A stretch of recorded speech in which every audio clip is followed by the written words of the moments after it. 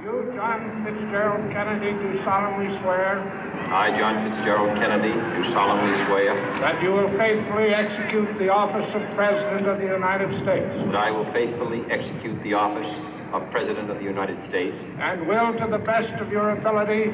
And will, to the best of my ability. Preserve, protect, and defend the Constitution of the United States. Preserve, protect, and defend the Constitution of the United States. So help you God. So help me God.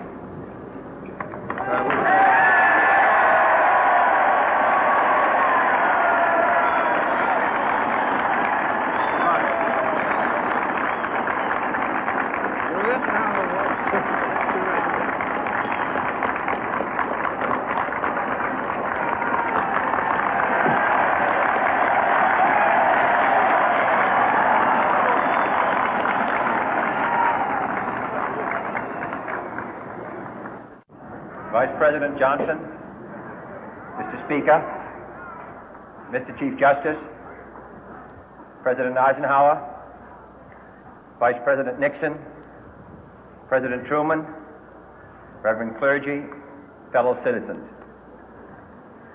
We observe today not a victory of party, but a celebration of freedom, symbolizing an end as well as a beginning, signifying renewal as well as change. For I have sworn before you and Almighty God the same solemn oath our forebears prescribed nearly a century and 3/4 ago. The world is very different now, for man holds in his mortal hands the power to abolish all forms of human poverty and all forms of human life. And yet the same revolutionary beliefs for which our forebears fought are still at issue around the globe. The belief that the rights of man come not from the generosity of the state, but from the hand of God. We dare not forget today that we are the heirs of that first revolution. Let the word go forth from this time and place to friend and foe alike that the torch has been passed to a new generation of Americans born in this century, tempered by war, disciplined by a hard and bitter peace, proud of our ancient heritage, and unwilling to witness or permit the slow undoing of those human rights to which this nation has always been committed and to which we are committed today at home and around the world.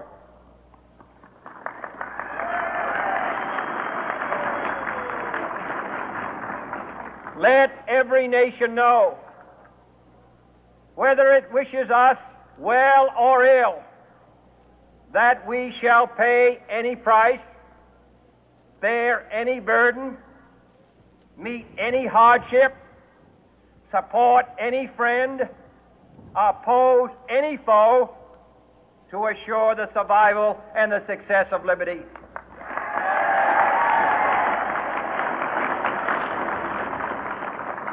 This much we pledge and more. To those old allies whose cultural and spiritual origins we share, we pledge the loyalty of faithful friends. United, there is little we cannot do in a host of cooperative ventures. Divided, there is little we can do, for we dare not meet a powerful challenge at odds and split asunder.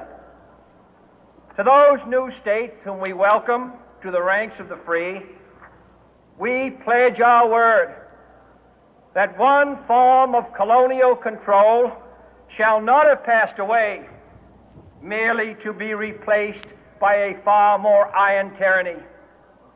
We shall not always expect to find them supporting our view, but we shall always hope to find them strongly supporting their own freedom, and to remember that in the past, those who foolishly sought power by riding the back of the tiger ended up inside.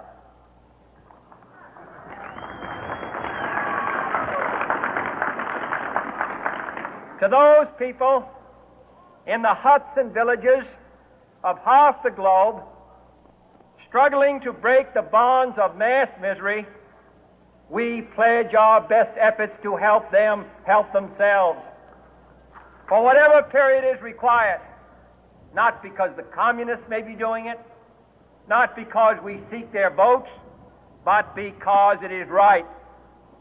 If a free society cannot help the many who are poor, it cannot save the few who are rich.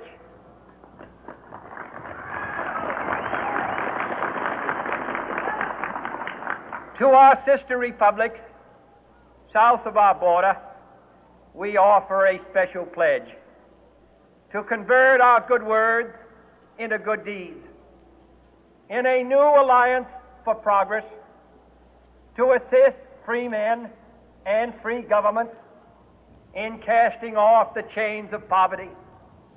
But this peaceful revolution of hope cannot become the prey of hostile powers.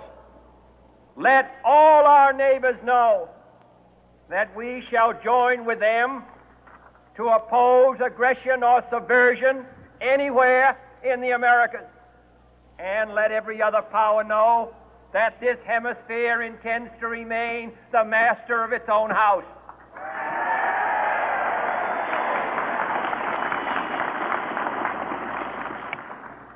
To that World Assembly of Sovereign States, the United Nations, our last best hope, in an age where the instruments of war have far outpaced the instruments of peace, we renew our pledge of support to prevent it from becoming merely a forum for invective, to strengthen its shield of the new and the weak, and to enlarge the area in which its writ may run.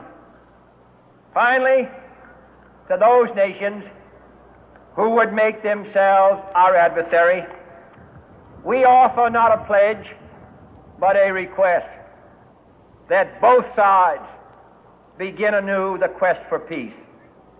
Before the dark powers of destruction, unleashed by science, engulf all humanity in planned or accidental self-destruction, we dare not tempt them with weakness, for only when our arms are sufficient beyond doubt can we be certain beyond doubt that they will never be employed. But neither can two great and powerful groups of nations take comfort from our present course, both sides overburdened by the cost of modern weapons, both rightly alarmed by the steady spread of the deadly atom, yet both racing to alter that uncertain balance of terror that stays the hand of mankind's final war. So let us begin anew, remembering on both sides that civility is not a sign of weakness, and sincerity is always subject to proof.